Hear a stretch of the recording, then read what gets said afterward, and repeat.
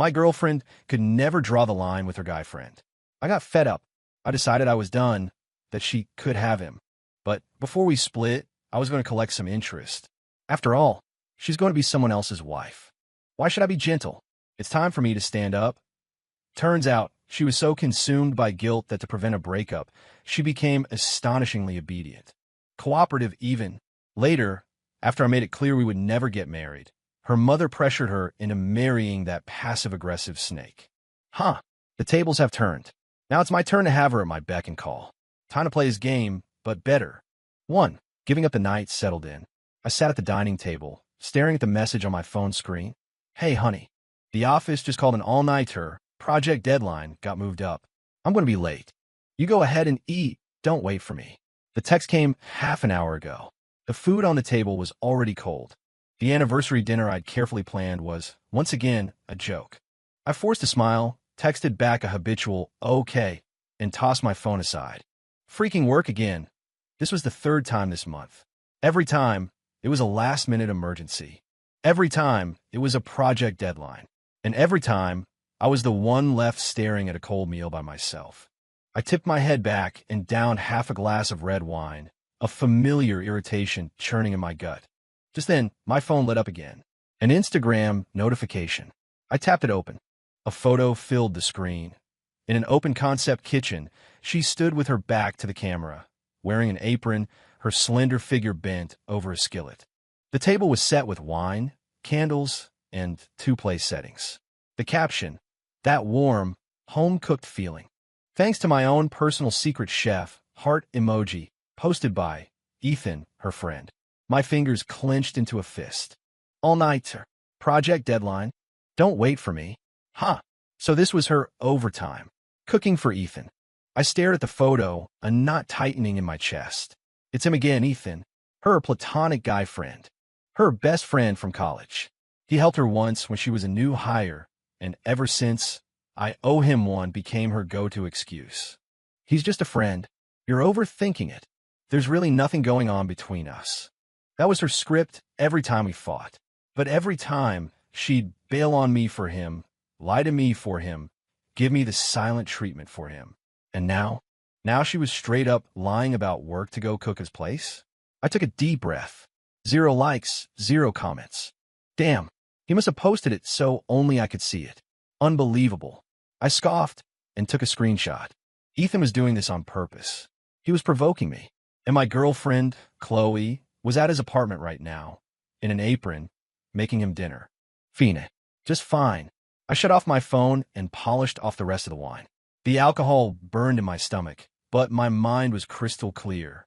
If you can't draw a line, if you think he's more important than me, then starting today, you're no longer my future wife. I stared out at the pitch-black night, my eyes turning to ice. But I will be collecting my interest, down to the last cent. 2. A cold observer at midnight. The sound of a key turning in the lock echoed through the apartment. I was sitting on the living room couch in the dark, the only light coming from my phone screen. The door creaked open, and she tiptoed inside. You're still awake? She froze, her voice laced with guilt. I didn't say a word. I just turned my phone so the screen faced her. The screenshot. Ethan's Instagram post. Her back in the apron with the caption, that warm, home-cooked feeling. The color drained from her face. I can explain. She fumbled with her purse, words spilling out in a rush. Ethan was moving today. He had people over, and he just asked me to help cook a couple of things. It was just helping. I didn't tell you the truth because I was afraid you'd get the wrong idea. I remained silent, just staring at her. Her explanation trailed off. She twisted the hem of her shirt, her eyes darting around the room. The silence was suffocating. Finally, I stood up and walked past her, heading straight for the bedroom. Wait, panicked, she reached out to grab me. Let me finish. I stopped and looked back at her. No anger, no accusations, just a calm that bordered on indifference. In that instant, her hand froze mid-air, her pupils constricting slightly. She had seen me angry, seen me lose my temper, but she had never seen this look in my eyes before. It was like I was looking at a stranger. I turned, went into the bedroom, and closed the door. 3. The first step a few moments later, the bedroom door opened quietly, and she slipped inside. I leaned against the headboard, watching her with cold eyes. She didn't come closer, just stood with her head down like a child who'd been caught. I'm sorry. Her voice was thick and nasal. I really do only love you. I know I was wrong. She bit her lip. I'll never lie to you again. I won't go help him anymore. I still said nothing. The silence in the room was crushing. Finally, unable to bear it, she walked over and sat gingerly on the edge of the bed, reaching out to touch my arm. I moved it away. Her hand hung in the air, her eyes wild with panic. Let's break up, I said coldly. No, I won't. There's nothing going on with him. She clutched at my shirt. What will it take for you to believe me? I let out a humorless laugh, saying nothing. What will it take for you to forgive me? Her voice trembled. Just tell me. I'll do anything. I looked at her and finally spoke. Go take a shower. She blinked, confused. And then, I said flatly, put on that silk negligee I bought you last month. Her face flushed a deep crimson. I bought her that set, black, very revealing. She was so embarrassed when she got it that she shoved it into the bottom of a drawer. She'd never worn it. And now, I stared at her, my face a blank mask. If you don't want to, forget it. No, I'll do it. She shot up as if afraid I'd change my mind. I'll go change right now. She practically fled into the bathroom and shut the door. The sound of the shower started moments later. I leaned back against the headboard, listening, a faint smile playing on my lips. A woman with no boundaries. I didn't want her anymore. She could be with whoever she wanted in the future. Since she was going to be someone else's wife anyway. Why did I need to be gentle? 20 minutes later, the bathroom door opened. She hesitated for a long time before finally stepping out, her hands crossed in front of her, face burning, eyes avoiding mine. She stood by the bed, too ashamed to look up. What are you standing there for? Give me a twirl, I commanded. She bit her lip and slowly turned in a circle, her fingers gripping the hem of the negligee. I sized her up, my gaze unflinching. Come here. I patted the space next to me. She walked over with her head down. The moment she sat, I grabbed her wrist and pulled her into my lap. She gasped, instinctively trying to struggle before stopping, obediently resting against my chest. Have you learned your lesson? I whispered into her ear. She nodded weakly. I have. Are you ever going to lie to me again? Never again. I tilted her chin up, forcing her to look at me. Remember what you just said? I sneered. Or else. I didn't finish the sentence, but she clearly understood. She nodded. Collecting my interest had only just begun, for boiling the frog morning sunlight filtered through the blinds. I opened my eyes and found her curled up in my arms, fast asleep. I emotionlessly slid my arm out from under her and got out of bed. The movement woke her. She groggily rubbed her eyes, her voice soft and sleepy. What time is it? 7:30, I said without looking back as I walked into the bathroom. When I came out from my shower, she had changed back into her usual clothes and was in the kitchen making breakfast. Hearing me, she turned around, a cautious smile on her face. I made eggs and bacon. Do you want? From now on, I cut her off. When you're at home, you'll wear what I tell you to wear. Her hand, holding the spatula, froze. What? I pulled up a picture on my phone. It was a preppy schoolgirl outfit from some online store, a vintage style, but with a very short skirt and a lace ribbon at the collar. This will be delivered today. You'll wear it on Mondays, Wednesdays, and Fridays. Her face went beet red. That's too much. You don't want to? I raised an eyebrow. Fine by me. As I made a move to take my phone back, she quickly pressed her hand over mine. No, I'll wear it. Her fingertips were trembling, but she said it firmly. I'll wear it, as long as you're not angry anymore. I gave a cold laugh and pulled my hand back. Let's eat.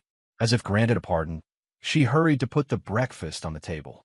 Halfway through the meal, her phone rang. She glanced at it. Her expression shifted, and she instinctively looked at me. Ethan, I asked without looking up. She bit her lip and nodded. He said his cat is sick, and he asked if I could. You want to go? I put down my fork. She immediately shook her head. No, I'll tell him no right now. She fumbled to type out a reply, then held the phone out for me to see. She had turned Ethan down, her tone firm. I showed no reaction, simply stood up. I want short ribs for dinner tonight.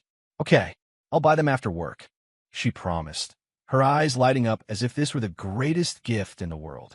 As I was leaving, I called out to her. Oh, by the way, she spun around, looking at me expectantly. From now on, in private, you'll call me sir, I said coolly. Got it. The tips of her ears turned bright red, but she nodded obediently. Got it, sir. After I closed the door, I watched through the peephole. She stood there for a long moment before slowly walking toward the elevator. The first step is always the hardest, but once you start, it gets easier and easier.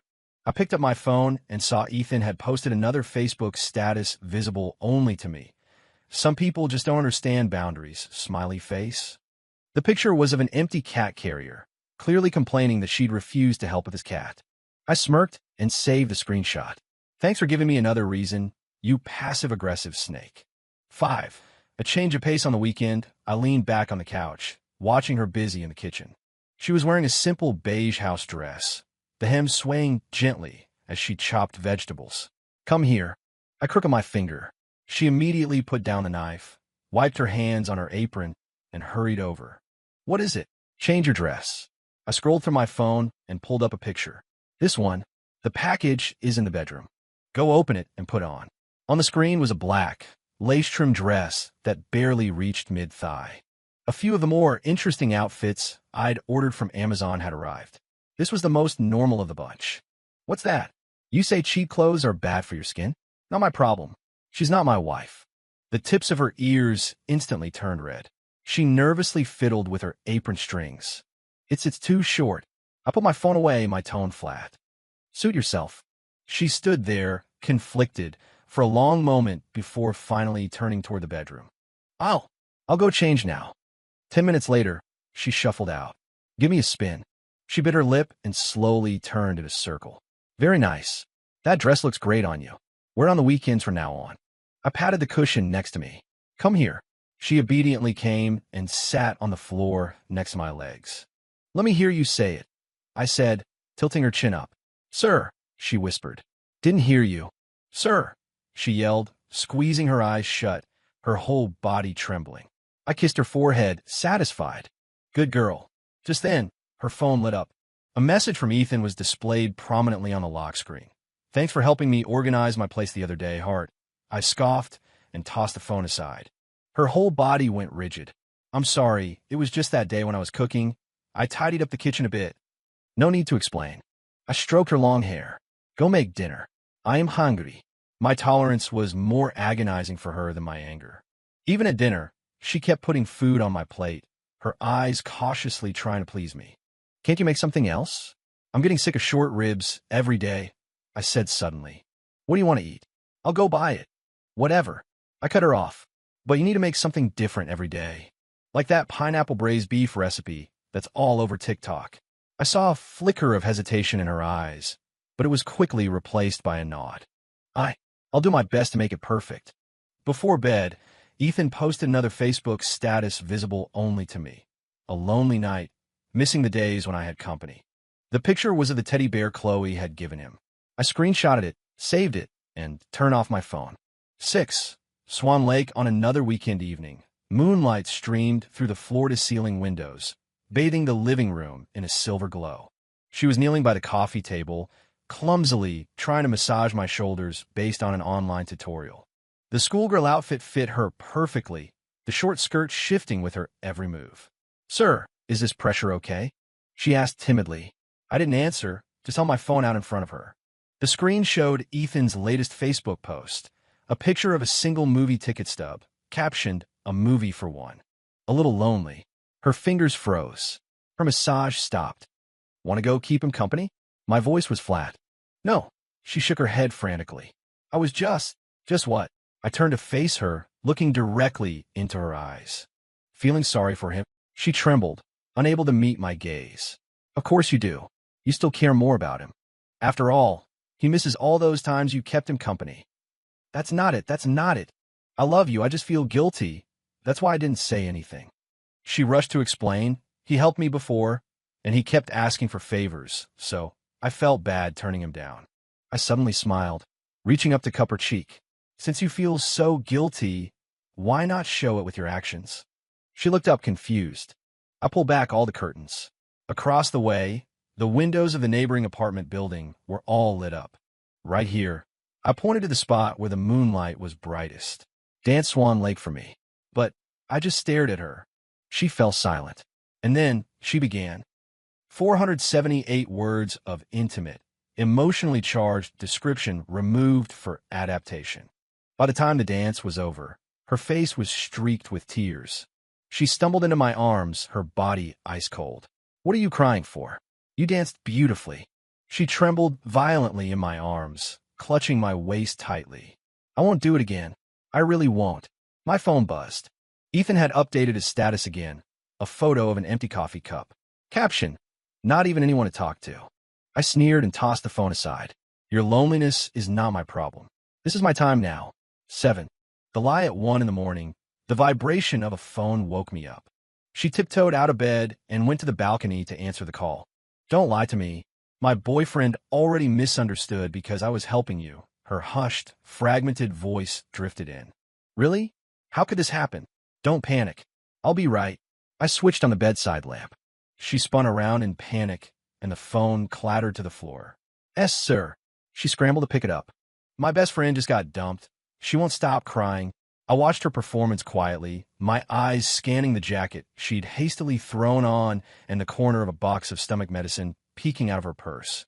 Ethan had a chronic ulcer, and she always kept his medication on hand. Go on, I said calmly. Be careful. She froze, her lips trembling. You're not mad? Why would I be mad? I even managed a small smile. He seems to need you more. Of course, I needed her to go. The guilt would give me leverage to unlock. She staggered back a couple of steps and suddenly crumpled to the floor, the phone slipping from her grasp. She must have accidentally hit the speaker button because Ethan's voice filled the silence. Chloe, the doctor said it might be stomach cancer.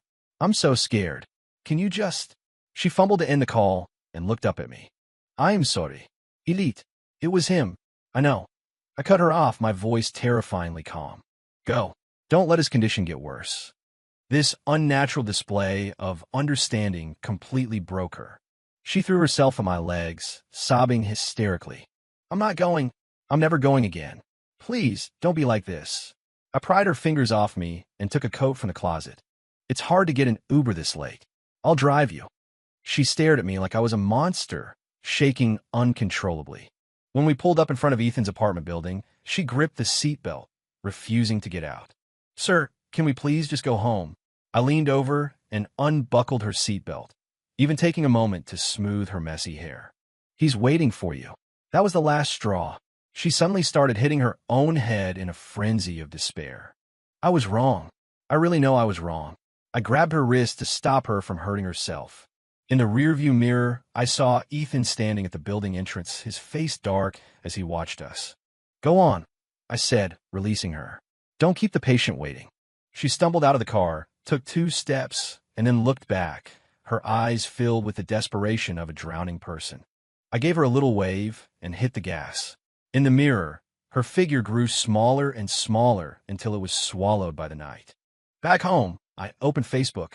5 minutes ago, he'd posted a new status, visible only to me. You only know who truly cares when you're your most vulnerable. The photo was of Chloe's back as she cooked soup for him. Excellent. Another opportunity to make a demand. I was starting to feel grateful to this guy. I screenshotted it, saved it, and turned off my phone. Tonight, one could play sick, and the other could atone for her sins. Let them torture each other. 8. The no-marriage declaration late that night. She was curled up in my arms. Sir, she began hesitantly. My mom was asking when I was going to bring you home for dinner. She wanted to talk about us. My hand, which had been stroking her hair, paused. She noticed immediately and rushed to explain. She was just asking. You don't have to answer now. Talk about marriage? I scoffed. Aren't you getting ahead of yourself? She went completely still. WHY? Why? I turned, grabbing my phone and pulling up the gallery of Ethan's provocations. Do I need to remind you why? Running off to take care of him in the middle of the night? I've been keeping my distance from him, she said, her voice small and wounded.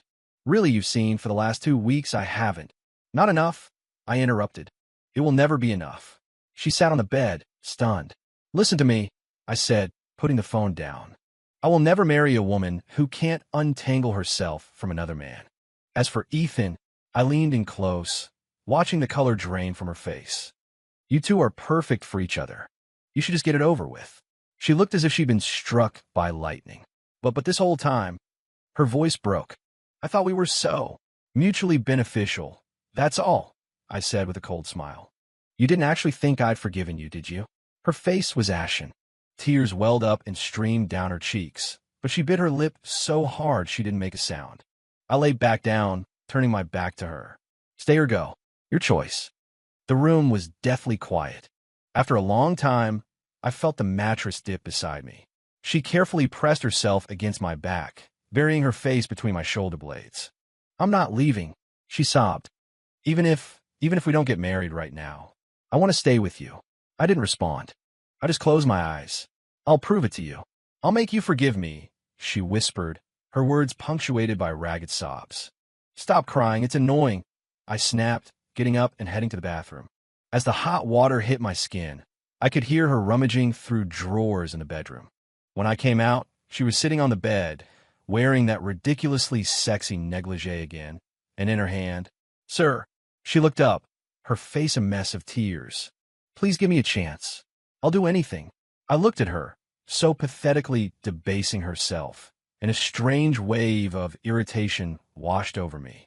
Get dressed. I tossed a robe at her. Don't degrade yourself. She froze, then broke down completely, clutching my legs. Don't do this, please. Hit me, yell at me, anything but this. I pried her hands off me and walked to the study without a backward glance. In the bedroom, she collapsed on the floor, repeating over and over, It's my fault. It's all my fault. Ethan, why did you do this to me? You see, that was the cruelest punishment of all, letting her watch, with perfect clarity, how she personally destroyed every possibility for her own future. On the desk, my phone lit up. Ethan had posted another status just for me. Some people, once you miss them, are gone for a lifetime. The photo was of a mug Chloe had given him once. At the bottom, you could just make out the engraved words, to the best of friends. Another opportunity. So many I almost felt bad. Screenshot. Save. 9. Doubling down, it was a rainy day. I was in the study working, and she was kneeling on the rug beside me, dutifully organizing my files. Since the no marriage speech, she'd become even more cautious, practically walking on eggshells. She had indeed kept her distance from Ethan, and to make it up to me, she had 227 words of intimate description removed for adaptation. Just then, her phone buzzed. Ethan flashed on the screen. She snatched the phone, looking at me in a panic. I'll hang up right now. Answer it, I said without looking up. If you don't answer, how can I find another excuse? She froze, her finger hovering over the screen, trembling slightly. The moment she answered, Ethan's voice, thick with panic, came through the speaker. Chloe, I'm screwed. I lost the client files. The company is going to fire me. You know people in IT, right? Can you help me think of something? Her expression became complicated. Her mouth opened and closed a few times, but no words came out. Please. Ethan's voice was desperate. You're the only one who can help me this time. I put down my pen and watched her, amused. She took a deep breath. I'm sorry. I don't think I can help. And Ethan, can you please stop calling me? I have a boyfriend. Can you please keep your distance? Chloe, just this once, please, he begged. I promise it's the last time. I have no one else to turn to. Her fingers twisted in the hem of her shirt. I could see the struggle in her eyes. Years of feeling indebted to him were pulling at her like a reflex. It was her fatal flaw. She just didn't know how to say no. Go, I said suddenly. She looked at me, stunned. Doesn't he need you? My voice was terrifyingly calm. Go on. On the other end of the line, Ethan's voice brightened. Thank you, Chloe. I knew you wouldn't leave me hanging. She mechanically ended the call, her face pale. Sir, I don't want to go. I'll drive you. I picked up my car keys. Address. She stared at me like I was a stranger, completely unable to comprehend my reaction. 20 minutes later, the car was parked outside Ethan's building. She sat motionless in the passenger seat, as if waiting for my permission. Go on, I said with a smile. Don't keep him waiting. She suddenly broke down, sobbing. What do you want from me? You get mad when I say no, and you get mad when I say yes. Me mad? I chuckled, reaching over to wipe away her tears. You've got all wrong. I just think he seems to need you more than I do. You can't say no, can you? Fine. I'll force you to choose. That sentence was the last straw. She slumped in her seat as if her soul had been ripped out, tears streaming silently down her face. In the end, she didn't get out of the car. She sent Ethan a text saying she wasn't feeling well, then curled up in the seat, sobbing quietly. I started the car calmly. In the rearview mirror, I saw Ethan standing at his apartment entrance, his face dark as he watched us drive away. See? That's the best friend you fight so hard to protect. A bottomless pit of a man-child you can never satisfy. 10. Taking she got sick. A high fever raged for 3 days, leaving her weak and delirious.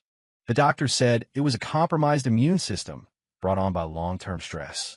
I sat by her bed, looking at her pale face, her brow furrowed, even in sleep. My phone screen lit up with a series of messages from Ethan. What's going on with you? Why won't you answer my calls? Is he threatening you? I can explain everything. I'm so sorry. This is all my fault for putting you in a tough spot. Ugh, what a snake. One day, you'll get what's coming to you. Sir, she stirred, calling out weakly. I need some water. I handed her the glass, and as she sipped, I spoke. I have an important client meeting next Monday. She immediately looked up, a hopeful light in her eyes. Do you need me to prepare anything? Yes. I stroked her hair. You know Veronica from your office, right? I hear she's a big wine collector. Her expression froze. Veronica was a VP at her company, a woman notorious for preying on her female subordinates. She instinctively tried to refuse. I don't know her that well. Didn't she tell you how pretty you were at the last company party? I smiled. Go ask her for a couple of good bottles. Tell her they're for me. Her lips trembled. But in the end, she nodded. Okay, I'll try. I kissed her forehead, satisfied. Good girl. On Monday morning, though still unwell, she forced herself to go to work. When she came home that evening, she was carrying 2 expensive bottles of red wine. There was a suspicious red mark on her neck. Veronica was very enthusiastic. She handed me the wine with her head down. She said, you could join us next time. I took the bottles and set them on the table. Thanks for your hard work. She stood there, not moving, her shoulders trembling slightly as if waiting for something. Go take a shower, I said without looking up. I've already run the water. She suddenly burst into tears and threw herself into my arms. Why aren't you mad? Why don't you ask me what happened? I let her beat against my chest, answering calmly. Does it matter? Besides, you're both women. What could have happened? The words stabbed into her like knives. She sank to the floor, looking up at me with tear-filled eyes. You don't care about me at all anymore, do you? I didn't answer. I just turned and walked into the study. Behind me, I could hear her choke sobs. Late that night, I opened my laptop and saw Ethan had a new tactic. He posted a sappy paragraph in a group chat we were both in. Sometimes people just drift apart, but I'll never forget the girl who stayed up all night to help me revise my proposal. A bunch of people replied, tagging her. I screenshotted it, then replied from my own account. So touching. By the way, the proposal she helped you with, you got the bonus for that, right? The group chat went silent. He really wasn't getting any smarter. 11. Drinking poison to quench a thirst, it was the first sunny day after a week of rain. Light filtered through the sheer curtains, filling the bedroom. She was curled up quietly in my arms, her breathing even. It was the first time she'd slept so soundly since the Veronica incident. I gently tried to pull my numb arm free, but she woke instantly, grabbing my shirt in a panic. Where are you going? Her voice was edged with fear. To make breakfast, I said simply. She stared, then her eyes widened as if she'd heard something impossible. I can do it, she said, scrambling to get up, but I pushed her back down. Stay put. In the kitchen, the sizzle of frying eggs and the aroma of coffee filled the air. I could feel her peeking at me from the doorway. When I brought the breakfast tray to the bed, her eyes were already red. Are you not mad anymore, sir? She asked timidly. I didn't answer, just handed her the coffee. Careful, it's hot. This simple gesture made her break down completely. Tears streamed down her face as she bit her lip to keep from sobbing, her shoulders shaking violently. I'm sorry, I'm so sorry, she repeated over and over, like a child who had finally been forgiven. I'll be even better from now on, I promise. I reached out and gently wiped her tears away. Eat. She looked stunned, then nodded and began to eat the eggs in tiny bites, stealing glances at me as if to confirm this wasn't a dream. The sunlight on her face made the morning feel almost surreally beautiful. Until her phone vibrated. The screen showed a call from her company's HR department. She looked at me nervously, only answering after I nodded. Hello. What? Her face went deathly pale. But I was the one who... Okay, I understand. After hanging up, she looked like her soul had left her body. Veronica gave my project to someone else. She said my performance has been unstable lately. I gently stroked her hair. Because you turned down her more direct advances? She looked up in shock, fresh tears spilling from her eyes. You knew. Ich guessed. Ich sighed. Do you want to get revenge on her? She shook her head, looking lost. I just want you, sir. Please don't leave me. How pathetic. I put down my coffee cup and pulled her into my arms. She immediately clung to me, burying her face in my chest and sobbing uncontrollably. See? Just give a starving person a single scrap of food, and they will be eternally grateful. 12. Squeezing her dry a week later, at 1 a.m, the light in the study was still on. When I walked in, she was rubbing her eyes, staring at the computer screen with a cold cup of coffee beside her. Seeing me, she quickly sat up straight. The PowerPoint is almost done. Just give me another half hour. I walked up behind her. On the screen was a 50-page project proposal, perfectly formatted, with detailed data analysis. This was the third night in a row she had stayed up, all for my promotion review. Here, I pointed randomly at a chart. Add a month-over-month analysis. Her fingers trembled, but she nodded immediately. Okay, I'll add it right now. I leaned in closer and smelled the faint scent of oil in her hair. She, who used to be so meticulous about her appearance, hadn't washed her hair in 3 days. Tomorrow morning at 6, I whispered in her ear, drive me to the airport. She looked up sharply, her eyes bloodshot. But you said yesterday the meeting was on Monday, postponed, I said, straightening up. Is that a problem? No, I'll set an alarm. After I left, her phone lit up. A message from Ethan on the lock screen. You okay? You look exhausted lately. She ignored it. At 5:30 in the morning, she was swaying on her feet in the kitchen, frying an egg. Careful, I said, handing her the car keys. Don't scratch the car. She nodded, packed the egg into a container, and handed me a thermos. Honey lemon tea, for the road. On the way to the airport, she almost ran a red light twice. While we were stopped, I noticed her phone light up again. It was a call from Ethan. She declined it immediately. Not answering? I asked. She gripped the steering wheel. He keeps telling me you're using me. I chuckled. And what do you think? She was silent for a long time before finally saying softly, if I'm being used, then I'm being used. I'm willing. When I got back from my business trip, she wasn't there to pick me up. I got home to find her asleep on the couch. On the coffee table was a pair of limited edition sneakers that required a 2-hour wait in line to buy. I picked up her phone and unlocked it with her fingerprint. The chat window with Ethan popped up. Are you crazy? Those shoes cost over $1,000. Is he scamming you for money? Wake up, Chloe. He doesn't love you anymore. The last message was her reply. It's enough that I love him. I put the phone back where I found it. She suddenly woke up with a start, and her eyes lit up when she saw me. You're back. Are you hungry? I transferred you the money. I cut her off. For the shoes. Her face instantly went pale. No, you don't have to. That dinner with Veronica next week. I ignored her. You're coming with me. Her body visibly tensed.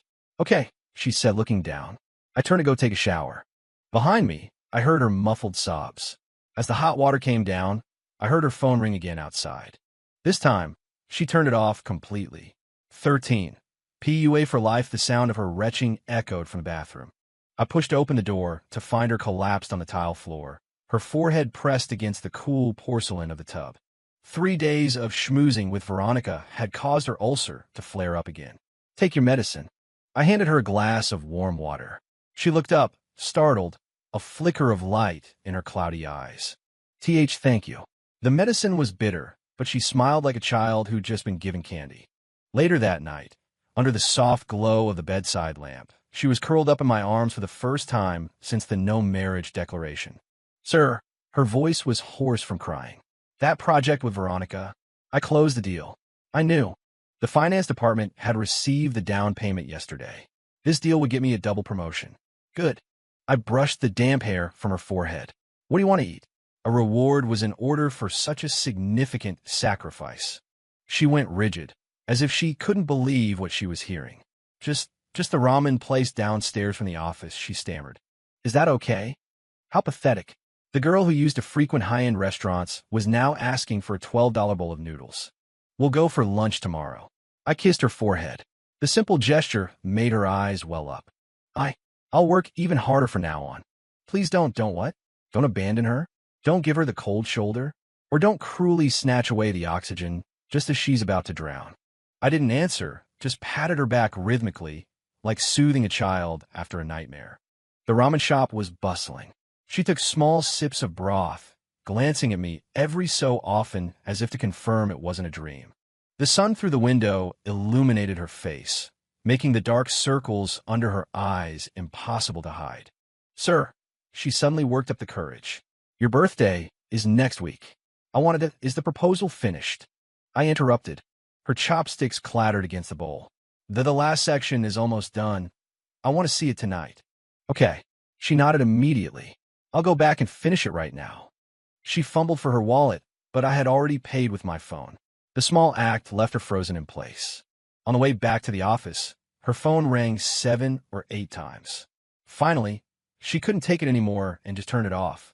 Ethan, I asked. She nodded, her voice tight. Hey, he said I'm being PUA'd. I laughed out loud. And what do you think? If this is being PUA'd, then so be it. I hope it lasts a lifetime, she said bleakly. My only fear is that you'll stop. I was stunned into silence. At a red light, she grabbed my sleeve. Sir, can we move into your new apartment? She looked at me, her expression a mixture of humility and hope. Why? It's closer to the office. Her voice grew quieter, and I could take care of you more. The real reason was to get away from Ethan, wasn't it? A demonstration of loyalty? I looked at her and suddenly remembered the proud girl from 6 months ago who would get angry with me over a backless dress. Whatever you want, I said coolly. Her eyes lit up instantly. I'll pack tonight, she said excitedly. Late that night, she was in the study with her laptop, finishing the proposal. As I walked by, I saw she was crying. On the screen was an email, a photo of a doctor's report from Ethan. Gastric bleeding from a stomach ulcer. He was hospitalized. Go if you want to, I said, tossing a box of tissues onto the desk. She shook her head violently. No, we agreed. I'm never. I leaned down and wiped away her tears. The unexpected tenderness made her freeze. Last time, I said softly, go and pay back everything you owe him. Her pupils dilated. She suddenly threw herself at me, wrapping her arms around my waist and sobbing. I'm not going. I don't want anything anymore. I just want you. I let her cry into my shirt, my fingers stroking her hair. 14. Her mother pays a visit on Sunday morning. Her mother showed up unannounced. When the doorbell rang, Chloe was cooking.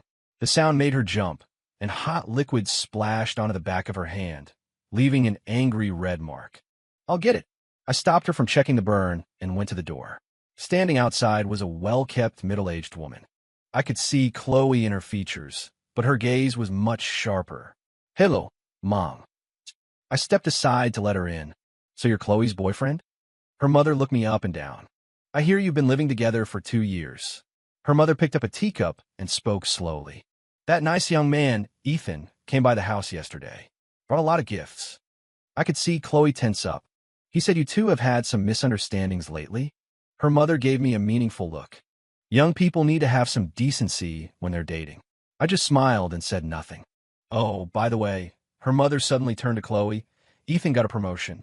It was for that project you helped him with. He wanted to thank you. And he also said, Mom, stop it. Chloe shot up, her face pale. I'll go cut up some fruit. She fled into the kitchen. Her mother sighed and pulled out an invitation. Next Saturday is Ethan's promotion party. He invited both of you. I opened the invitation. Inside, in small print, it read, Looking forward to seeing you, Chloe. Interesting. From the kitchen, I could hear muffled sobs. Her mother acted as if she heard nothing, continuing to list Ethan's good qualities. How successful he was, how thoughtful, how suitable for marriage. By the way, she said, pausing at the door before she left. Do you two have any plans to get married? I smiled and glanced toward the kitchen. You'd have to ask her. The moment the door closed, there was a thud from the kitchen. Chloe had collapsed. I walked over and looked down at her. Sir. She looked up, her face a mess of tears, her voice shattered. If I agreed to go on a date with Ethan, will you really leave me for good? I crouched down, my voice gentle. Do you want to go? I don't want to. She grabbed my wrist. But you don't want to get married, and my mom is forcing me. Then go, I said, easily prying her hand away. After all, we were never getting married anyway. The words landed like a final verdict. She went limp, her eyes terrifyingly blank. Just then, my phone vibrated. Ethan had updated his Facebook status. Finally getting my chance to wait for you. Glad I never gave up. The photo was of an empty chair at a cafe, with a cup of her favorite caramel macchiato sitting opposite it. See? He even remembers your coffee order. Such a devoted snake. 15. The engagement after the promotion party. Things moved faster than I expected. Her mother started calling almost daily, the conversation always circling back to Ethan. The imported fruit he sent, the specialist he recommended, the discount on a condo he helped secure. Every detail was a reminder. This is what an ideal son-in-law looks like. Chloe stopped sleeping. I'd often wake up in the middle of the night to find her huddled on the balcony, endlessly scrolling through her phone, her eyes bloodshot. One morning before dawn, I finally went out and took the phone from her hand. The screen was open to her chat with Ethan. The latest message, sent 10 minutes prior, read, I know you still love him, but I'll wait. How touching, I said, handing the phone back. Aren't you going to reply? She looked up at me, her face pale, her voice hoarse. How does sir want me to reply? The answer satisfied me. I leaned down. Tell him you'll marry him. Her pupils constricted, and she started to shake violently. No. Say it. I tightened my grip. Tears rolled down her cheeks. I'm going to marry Ethan. The words had barely left her mouth before she broke down completely. I let her go, watching her crumple to the floor. See? Your entire being is rejecting this. But you'll still do it. The next morning, her mother called, ecstatic. Ethan's parents had proposed they get the engagement settled. Chloe held the phone, mechanically responding, Okay, yes, whatever you think is best. After hanging up, she turned to me. Sir, congratulations, I said without looking up from my paper. That single word was the final blow. I calmly finished my coffee and left for the day. In a department store window, a mannequin in a wedding dress smiled blissfully. I took a picture and sent it to her. This one would suit you. Immediately, my phone began to buzz relentlessly. Her name flashed on the screen again and again. I didn't answer. When I got home that night, she was sitting in the dark living room, completely still. He pulled some strings and got the license processed early, she said, her voice distant. The wedding is next month. I flicked on the lights. Her expression was vacant. Well then, congratulations in advance, Mrs. Miller. A wedding is a great idea. After the roles are reversed, I can make her come running on her anniversary with Ethan, too. The title made her flinch. She suddenly launched herself at me, clinging to my waist. Don't make me leave. I'm begging you.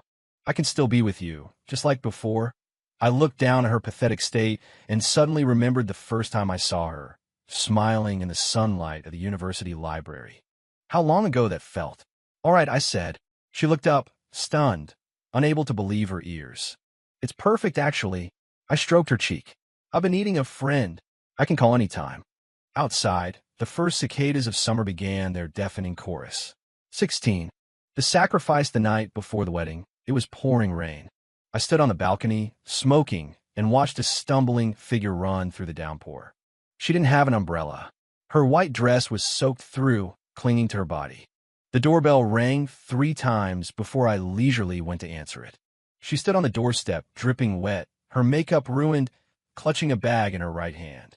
I came to return your things, she trembled. I stepped aside to let her in, but she didn't move, just held out the paper bag. This is everything you ever gave me. I washed it all. I took the bag, tossed it on the couch, and went to the bathroom for a towel. When I came back, she was still standing in the same spot. Come in, I said, tossing the towel at her, or go back. That seemed to shatter her forced composure. She actually smiled. Does she think I still care about her? But then, as if remembering something, she staggered forward and collapsed into my arms, shaking. I regret it. I don't want to marry him. I let her hold me, saying nothing. But the invitations are all out. My mom took their money for the wedding. Her tears mingled with the rain on my shirt. I can't get out of it.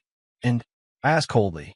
She looked up, her face wet, her eyes a mixture of desperation and resolve. Tonight, I want to be yours one last time. 686 words of explicit and emotionally charged description removed for adaptation. To belong to you completely and openly.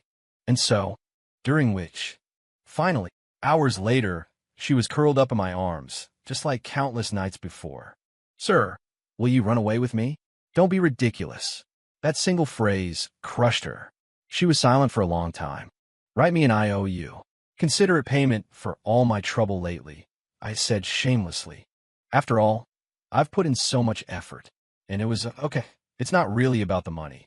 It's just an excuse for you to have a reason to see me later, I said cruelly. Okay, yes, thank you, sir, she said, excitedly taking the paper and writing out the IOU. At 3 a.m, the rain stopped.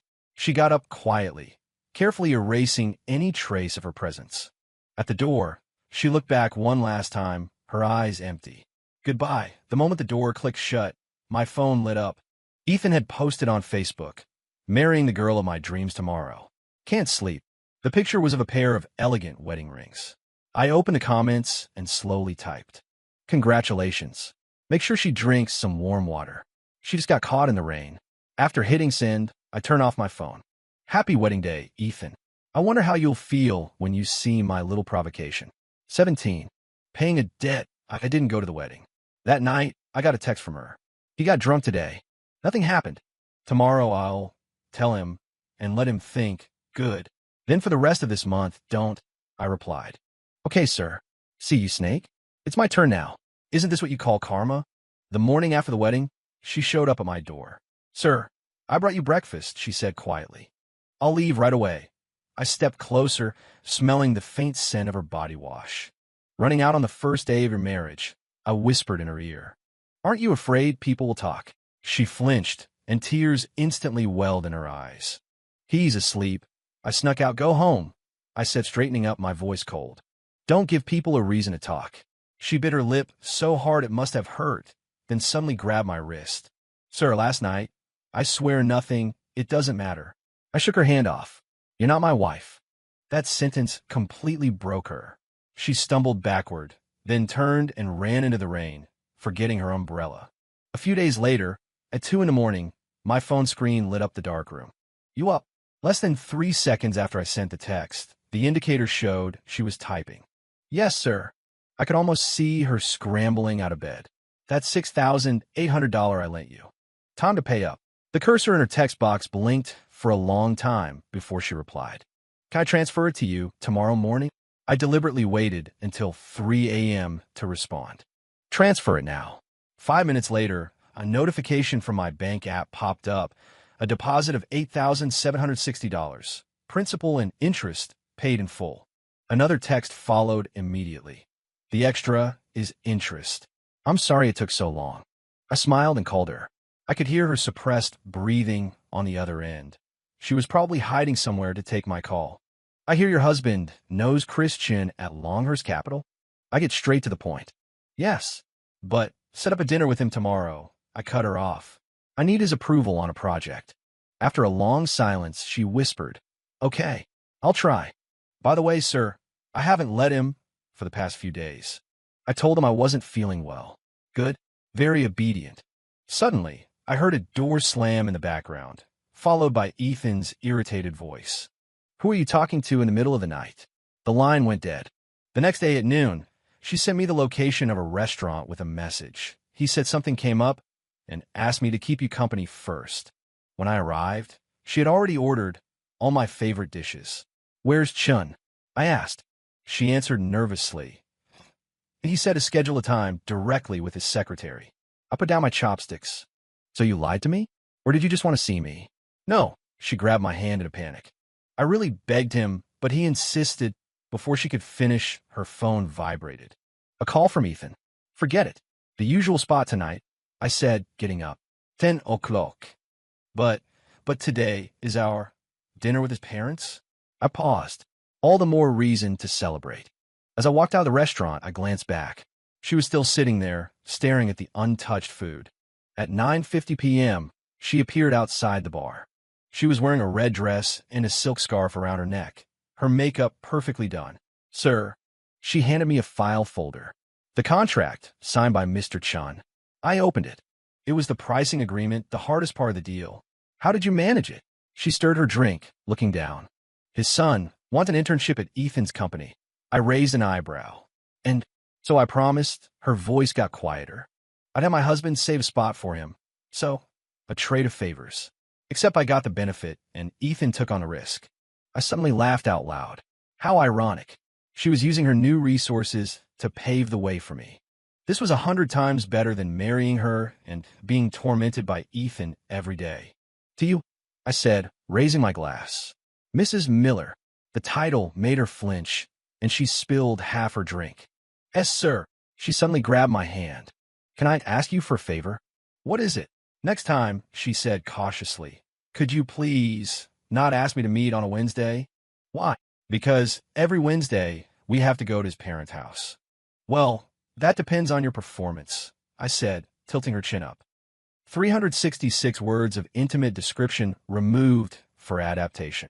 18. Finale over the next month. I found all sorts of excuses to see her. The cat was sick. I couldn't find something she'd left behind, or it was time to make a payment on her debt. I had plenty of IOUs, after all. Every time she came to help, she ended up staying very late. And every time, I'd post something on Facebook, visible only to Ethan. Now, it was his turn to suffer. They fought constantly. Her only reply was a cool, "I used to help you all the time. Why can't I help him?" That sentence made Ethan snap. "I gave him up for you. Can't I even help out a friend?" "Don't be so paranoid. I told you, I'm not feeling well. How could anything happen? I'm not that kind of person. If there was a problem, we would have gotten married long ago. It never would have been you. If you keep this up, let's just get a divorce." It completely shut him down. He desperately wanted to pull a dramatic movie scene, say "I don't love you anymore," and walk away after a 7-day countdown, but he just couldn't let go. Of course, I'd occasionally send Ethan a text myself, telling him there was nothing going on with Chloe, that I just needed a hand with something. "You don't mind, right?" It drove him crazy. He had no response.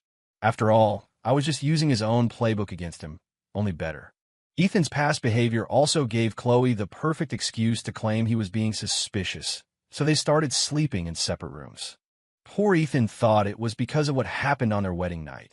He blamed himself for getting too drunk to remember anything. When he found out she was pregnant, he was overjoyed, becoming even more attentive and banishing any lingering doubts. Ethan bought a new BMW. What he didn't know was that his brand new 3 Series, the car he cherished and babied, was also being driven by me, with Chloe in the passenger seat. Of course, I floored on the highway. It wasn't my car. Why would I care about keeping it nice? Later, my friend, Reed Wright, found out about all this. He told me my behavior was unethical and helped me see that my values were warped. I was ashamed. After many talks with Reed, we decided to end this toxic relationship. We had to embrace positivity. "We can't see each other anymore. You're a married woman now," I said. "You're right. I am sorry. I'll be a good wife to Ethan from now on," Chloe said. In the distance, my friend Reed Wright saw our exchange and smiled a saintly smile. The world became harmonious and beautiful again. The light of a moral guardian shone down, making our city, Providence City, all the more glorious and sacred.